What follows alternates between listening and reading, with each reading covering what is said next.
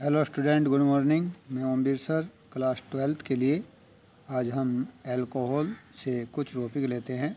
Number 1, dehydration of alcohol. Dehydration कहते हैं जिस अल्कोहल में से किसी भी ऑर्गेनिक कंपाउंड में से वाटर के एक मॉलिक्यूल को रिमूव करना, तो उसको हम डिहाइड्रेशन बोलते हैं। ये प्राइमरी अल्कोहल का डिहाइड्रेशन जब हम करते हैं तो कंसनट्रेट H2SO4 का यूज़ कर सकते हैं आप, H3PO4 का यूज़ कर सकते हैं आप।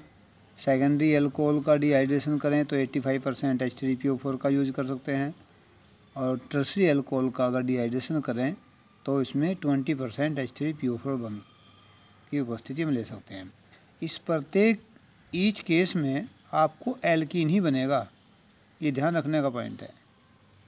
एल्कीन, आपको एल्कीन ऑब्टेन होगा। देखिए हम एग्जांपल लेते हैं इसका। CH3CH2OH, this is ethyl alcohol.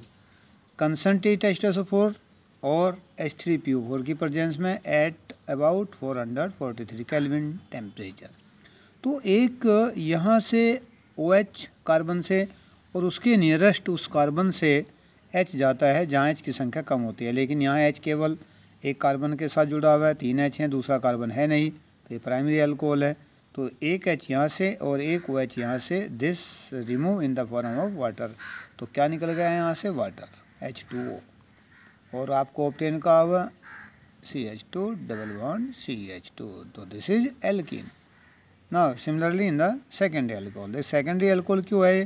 क्योंकि इस कार्बन पर 2 कार्बन जुड़े हुए हैं, तो so this is a secondary alcohol.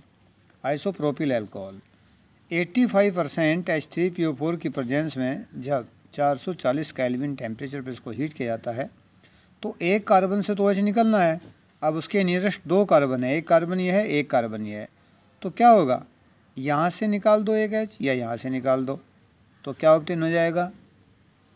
CH2 double bond CH single bond CH3, this is propene, तो this is alkene.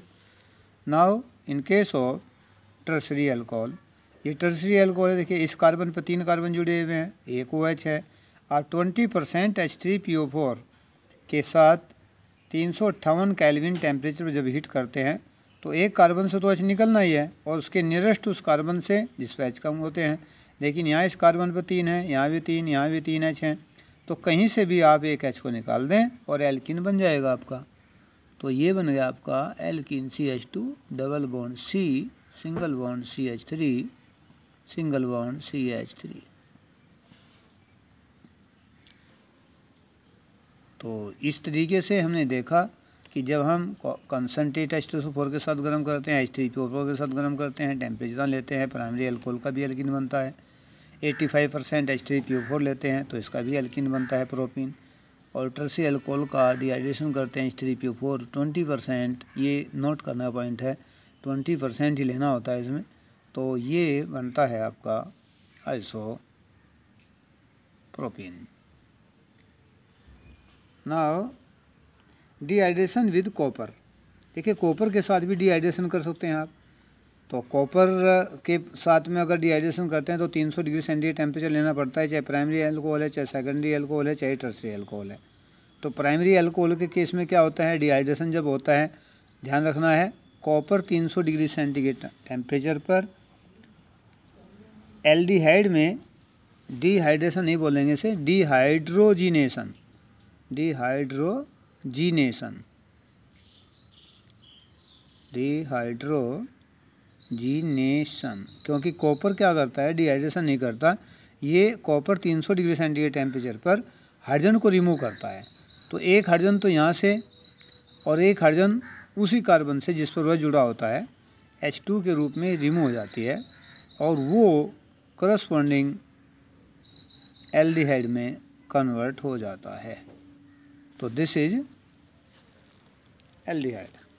Secondary alcohol, देखिए सेकेंडरी अल्कोहल है तो यहाँ से क्या हटना है? H, और उसके पास वाले कार्बन से कहाँ से H हटना है? जहाँ कम है H, तो H यहाँ से हटा और H यहाँ से, तो H2 रिमूव हो गया, और आपको क्या ऑब्टेन हुआ? Ketone, C double bond O CH3।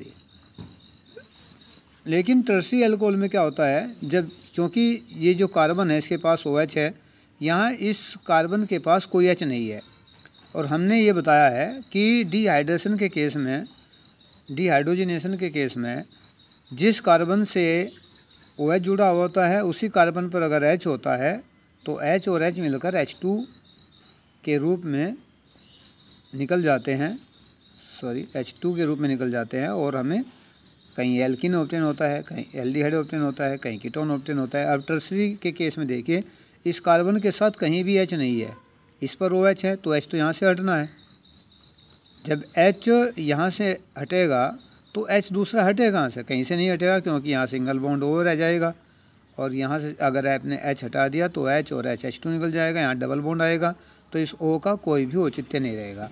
तो इसलिए इस केस में क्या होता है टर्सरी अल्कोहल में, तो OH यहाँ से और H यहाँ से, यहाँ हमेशा एल्कीन ऑब्टेन होगा, CH3 single bond C, single double bond CH2 single bond CH3 और प्लस